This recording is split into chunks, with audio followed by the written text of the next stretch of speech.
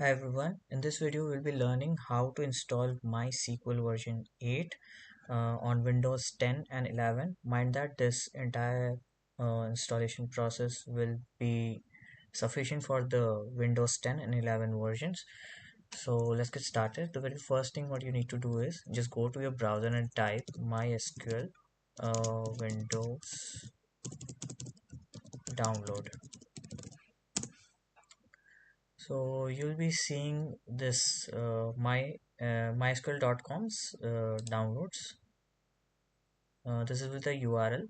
Don't worry, I'll attach this URL in the description box. You can check over there. So once you're here, you have to search this MySQL Community GPL downloads. And here you need to select MySQL installer for Windows, and this will be the thing. So the operating system is Microsoft Windows, of course, and the version you can go with the version 5.8.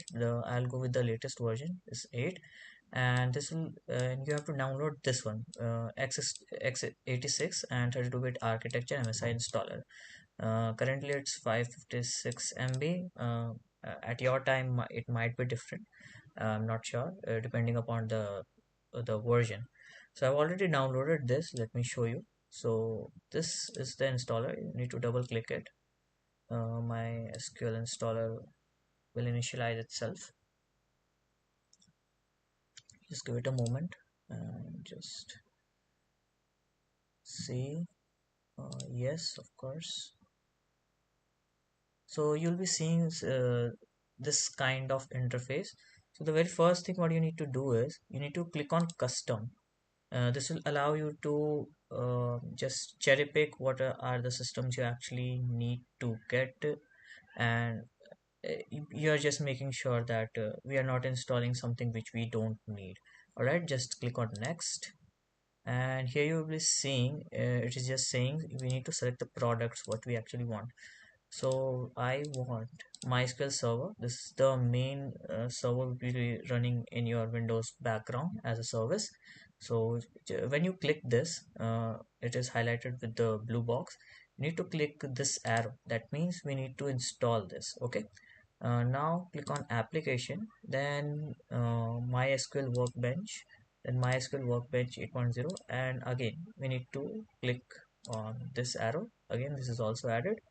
Then we need to click on MySQL shell, then MySQL shell 8.0, then this shell x64. We need to install all these things. We don't need MySQL router. If you are sure about it, you want to install it, go ahead, you can install it. But in this video, we'll be just going to stick with this. Okay, just click on next, and these are the products which we have selected, and it's ready to install. It's on the staging process. We need to execute. After clicking on execute, it will install all these three application which is associated with, of course, MySQL. Click on execute, show details, and you can see what's being installed, what's the progress. You can see the logs basically. So just wait for a while, since it's doing all sort of process for the installation.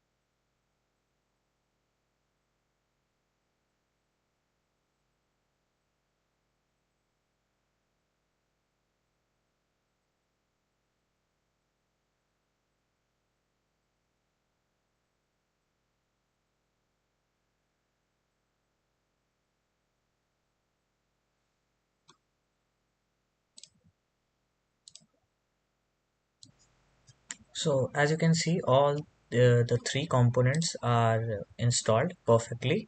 You can see this green tick over here, MySQL Server, MySQL Workbench, MySQL Shell. All these ticks are over here. So now you need to click on next, and you need to do the configuration of the server which is being installed, which is already installed on your system. Click on next, and this is basically telling you on which port your server should run. So leave it default until unless you know what you're doing. So it basically uh, turning up a local host, and your service will be hosted on the port number 3306. If you want to change it, you can change it. Otherwise, you can just leave it as it is. I'm going to leave it as it is. That's the recommended process. Click on next, and here you will be asked what kind of encryption or security process you want to use. So the authentication method, I'll be using the recommended one. Use strong password encryption for authentication. Click on next, and here you will be asked with the user and the password, and make sure you remember this user and the password. Mostly of the people, what they do is they just write root. So I'm going to write root, and this is, I need to repeat it, though it's saying a weak password, but it's pretty much okay that we are just installing on our local system. It's not the actual server we are installing on. If it would have been a actual server, then we would have definitely used a strong uh, password. Okay, so let it be, and click on next.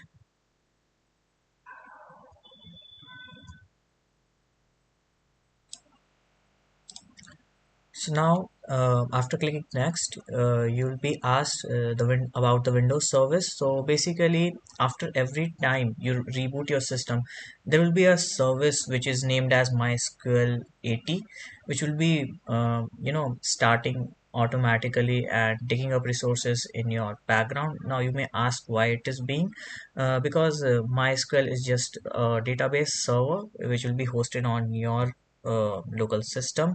If you really don't want to run it after every startup of your system, you can uncheck it, but the recommended process is just you need to make sure you uh, just keep it as it is. Do not uncheck this start the MySQL server at system startup. Okay, leave it as it is. It's pretty much okay. Don't have any issues unless you know what you're doing. Okay, click on next, and here it will ask the level of permission you want to give to your MySQL server. So yes, you should be asking, you should be granting the full access to the system. Otherwise system sometimes may give some sort of a faulty response. So just keep it yes, grant full access, this option. Click on next, and yes, now now your configuration process is almost set up. You need to execute it. Click on execute.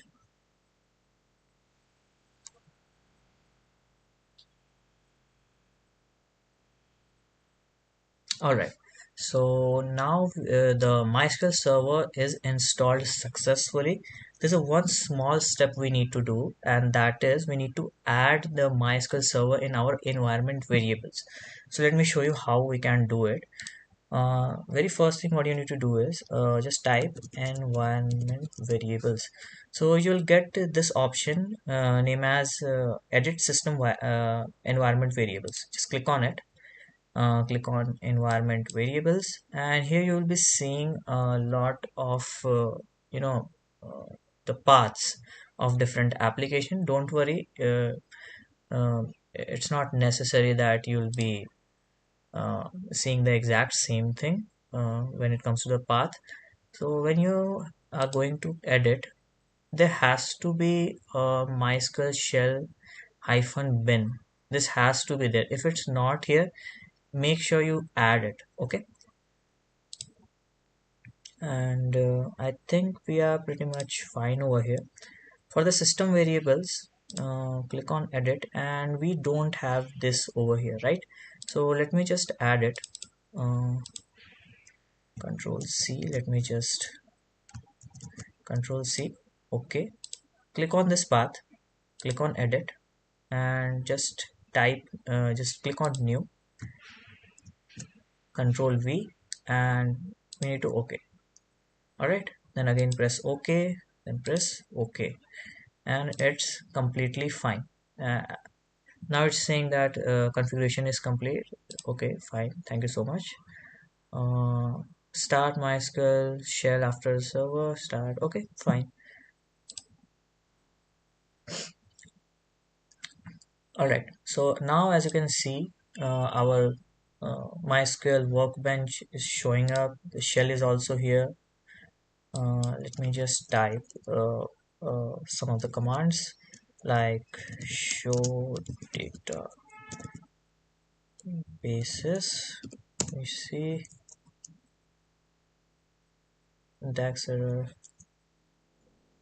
Okay, we'll look out this. Uh, Click on start. Do we have that command line? Yes, we have that command line. Now here it will be asking you the password. Make sure, I hope you already remember the password. Uh, just type, mine was root, so I'm going to type root, and yes, here it is. Now let me just type the show databases, and yes, we have that thing. Okay, uh, we need to execute select asterisk from my SQL. Okay, we need to first use it. Use MySQL. Yes, the database has been changed. Now show tables, and we have these many tables. So you can create your own database. You can create your own tables by using the create table command, create databases command. And this is pretty much it. Thank you so much for watching. I hope it was beneficial for you. Make sure you subscribe. Thank you so much.